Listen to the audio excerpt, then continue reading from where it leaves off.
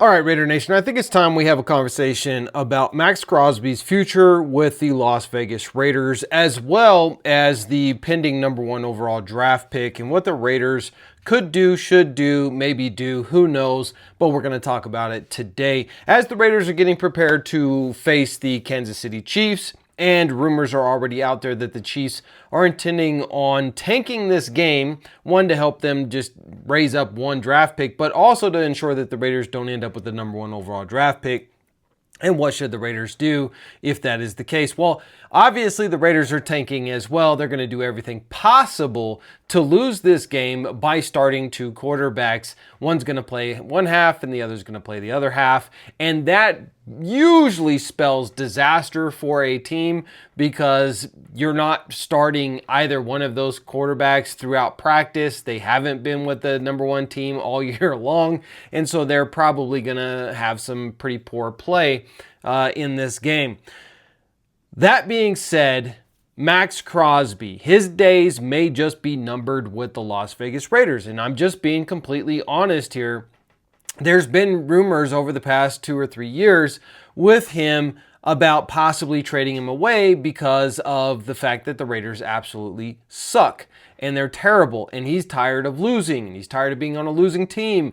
And when they benched him for the rest of the year so that he could get his knee healthy, he was super upset, saying that he is perfectly healthy and he can play no problem. But the Raiders are saying, no, you need to get surgery on your knee. We need to protect you and make sure that you're good to go for next year, or at the very least, make sure that you're good to go for a trade candidacy.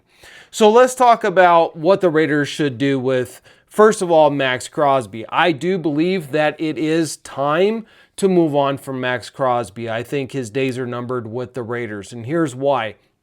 Maxx Crosby has racked up injuries over the past couple of years, and those injuries has impacted his performance.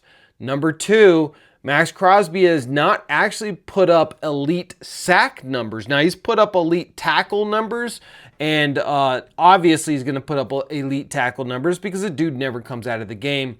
But he has struggled to get to the quarterback at times with over pursuit and bad angles. So he's not throwing up, Garrett style numbers when it comes to sacks, and therefore he's not taking over games and helping us win in that model. Now, I know there's going to be some pushback in the comments. Please drop your comments and let me know why I'm wrong about this, but I do believe that he is a top 10 defensive end in the NFL. I'm not taking anything away from Maxx Crosby. I'm one of his biggest fans. But he's not helping the Raiders get to the playoffs. If you look at the mediocre teams in the NFL and some of the really bad teams like the Cleveland Browns, almost all of them have one elite edge rusher. And almost all of them have top 15 picks in the draft this year because none of them are making the playoffs. Having an elite edge rusher in the NFL today is not as important as it used to be. And therefore, you have to look at a holistic picture of your team. And in order for the Raiders to really start winning, it has to come on the offensive side of the ball. And so you need to put all of your attention there. And then you need to put attention on the secondary of the defense. Because quarterbacks today, even with elite edge rushers, they're mobile quarterbacks for a lot of teams. And so they're going to be able to avoid, scramble, and pick up plays when your elite edge rusher, while being disruptive, isn't going to get to them and get them on the ground. So what do you need to do? You need to have a very good secondary defense. That's actually more critical and more important to have top-notch cornerbacks in the NFL and a top-notch safety in the NFL and really good linebackers in the NFL if you want to have a good defense. Just relying on a four-man front and an edge rusher getting to the quarterback once, twice, maybe even 3 times a game. Listen, these quarterbacks are throwing the ball 20, 25, 30 times a game. If your edge rusher is only touching them a couple times a game, that's not going to win you the game. But because of the trade market, thanks to guys like Micah Parsons, is so high for a guy like Maxx Crosby, you could easily get 2 first-round draft picks for him. And I think that that's what the Raiders should do, and hear me out. I believe that the Raiders should trade Maxx Crosby to either the Jets or the Cleveland Browns. Now, if they trade him to the Browns, he's going to a team that is building, and I think that would be a good fit for him. If you go to the Jets, they're always supposed to be a good defense, so maybe they build around him. And so you could literally trade Maxx Crosby for that 3rd or 6th overall draft pick, because both of these teams have 2 first-round draft picks in the 2026 NFL Draft. And therefore, you could go and draft his replacement in Ruben Bain. Now, you still have the 1st overall draft pick, and you get your quarterback in Fernando Mendoza. So you've replaced Maxx Crosby with a guy who's bigger, stronger, more athletic, and has greater bend than Maxx Crosby does. Maybe not as high as a motor, but there's your automatic replacement. So you don't lose. You get a guy on a rookie scale contract that lowers your cap space, and you've got your number 1 franchise quarterback in Fernando Mendoza. Now, that's one scenario. The other scenario is you still trade Maxx Crosby. You get the 2 first-round draft picks.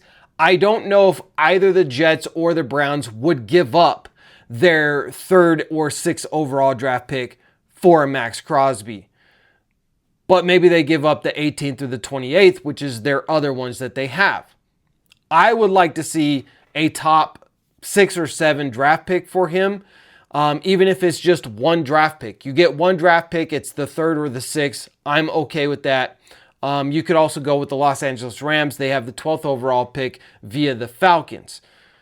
But you got to make sure that you get his replacement, and I think the best one in the draft this year is going to be Ruben Bain Jr. out of Miami.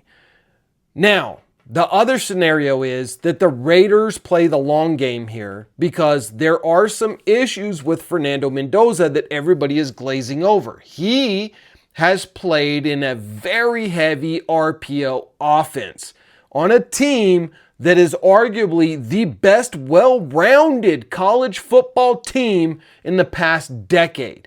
This guy is on a team that basically can win no matter what, just because they're so good at everything that they do.